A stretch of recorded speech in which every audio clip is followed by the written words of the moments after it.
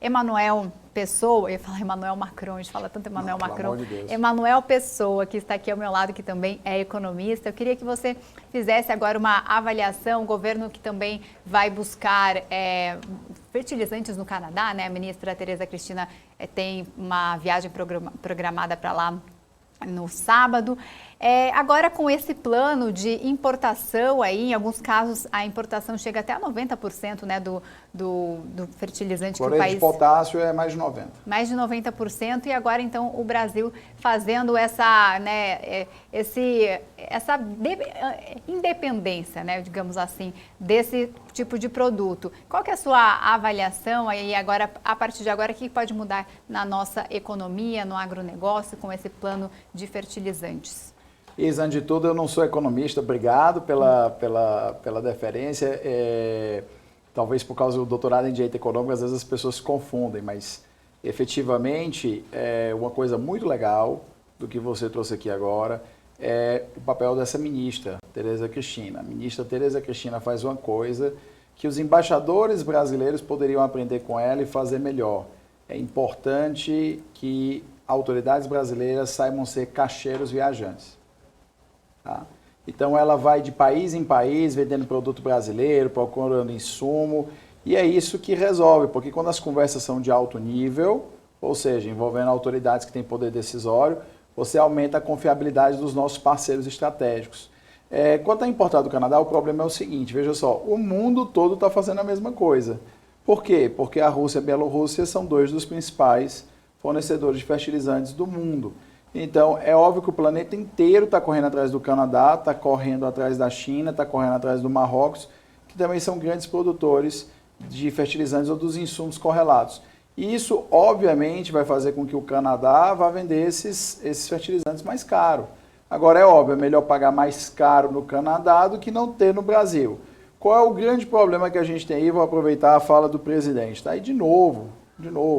Minhas observações não têm a ver se você gosta do presidente, se você detesta o presidente, se você quer eleger o Lula, o Ciro, ou até se você quer que o Cabo Daciolo volte para a competição, tá? Não tem relevância. É uma coisa técnica. O Brasil ele tem uma mina gigantesca de cloreto de potássio que fica numa reserva indígena, a reserva Jauaí, tá? Acho que o nome da cidade no Amazonas é Abruzos, uma coisa assim, tá? Abruzos não, desculpa, mas Abruzos, algo assim.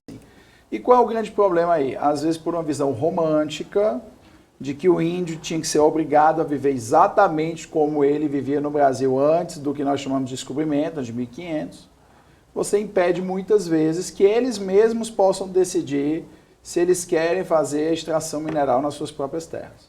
Então o ponto é, se a terra é deles, ok, eles têm que decidir se podem ou não fazer, e a terra deles tem que se aplicar as mesmas regras que valem para o resto do país, que às vezes permite mineração compulsória.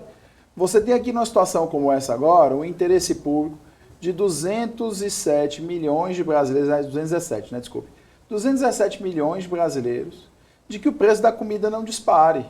Porque o preço da comida disparar no Brasil é uma hecatombe de dois tipos. Primeiro, é uma hecatombe social, porque você já tem um país em que dezenas de milhões de pessoas passam fome. Então elas vão passar mais fome ainda e você vai ter ainda um espectro grande da população que vai passar a passar fome. E o segundo ponto diz respeito à própria atividade econômica. Tá? O Cabral está aqui, ele vai poder confirmar isso. O que acontece é o seguinte, quanto mais pobre é uma família, mais ela gasta com alimentação em proporção à sua renda. Isso chama-se coeficiente de Engels. Não é o Engels do Karl Marx, é outro Engels. Então, se o preço da comida sobe, a família vai gastar mais ainda a renda dela com comida. Aí vai faltar dinheiro para a escola, vai faltar dinheiro para transporte, que já ia ser difícil, né, por causa do aumento da gasolina, que também aumenta o preço da passagem de ônibus e tudo mais. Essa família não vai ter dinheiro para, por exemplo, fazer uma reforma na casa, ou mesmo comprar a casa própria. Vão ter dificuldades para pagar o aluguel, vão ter dificuldade de comprar remédio, vestuário. Isso tudo reflete na economia e tem um efeito cascata. Você tira R$100 da renda de um pai de família porque ele está gastando a mais com comida, esses R$100 não é só que o PIB diminui 100, é muito mais, porque tem um efeito multiplicativo quando o dinheiro circula. Então, rigorosamente, é um grande problema que tem que ser enfrentado. O Brasil precisa discutir essa questão de como explorar riquezas minerais em terras indígenas e que possa ser aplicada as mesmas regras a terras indígenas referentes à utilização compulsória, a domínio eminente e outras coisas que são relacionadas a todas as pessoas. Isso vai tirar a reserva dos índios? Não, não vai, a reserva é gigante. Tem tribo ali de 10, 12 mil índios que tem uma área maior que Sergipe. Tá? Então você não consegue imaginar isso, é gigantesco. Então, em função disso, precisava-se mesmo rever essa situação, porque é possível modificar essas regras, tirar esse romantismo, dar aos índios a possibilidade de decidir se querem ou não explorar e também se aplicar às terras indígenas as regras que se aplicam aos terrenos em geral. Por quê? Porque isso não vai privar os índios de reservas, as reservas são gigantescas. Isso vai ocupar um pedacinho da reserva com grandes benefícios para o Brasil. Cloreto de potássio ele é importado no Brasil mais de 90%. É um dos principais fertilizantes que nós usamos no Brasil. Os principais fertilizantes, né, que se usa no Brasil: potássio, fósforo, enxofre. Então, rigorosamente, o cloreto de potássio é o que a gente tem maior problema e é o que poderia ser equacionado mais rapidamente com essa extração nas minas. Finalmente, para discutir aí também, por fim, o aumento, a diminuição do preço da gasolina, quando o presidente fala, a Petrobras podia ter esperado mais um dia.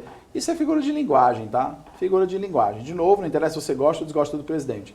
É figura de linguagem. Por quê? Porque o projeto precisa ir para o Senado para ser aprovado. Ele mesmo acabou de dizer que o projeto ainda vai para o Senado. Então, a aprovação na Câmara não significa aprovação no Senado, ainda vai ser discutido.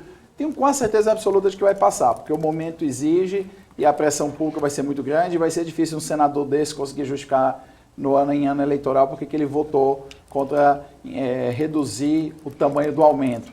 Contudo, isso significa que precisa de mais alguns dias ainda, pelo menos 1, 2 dias. Hoje é sexta, então segunda ou terça, considerando que segunda praticamente congressistas não estão em Brasília.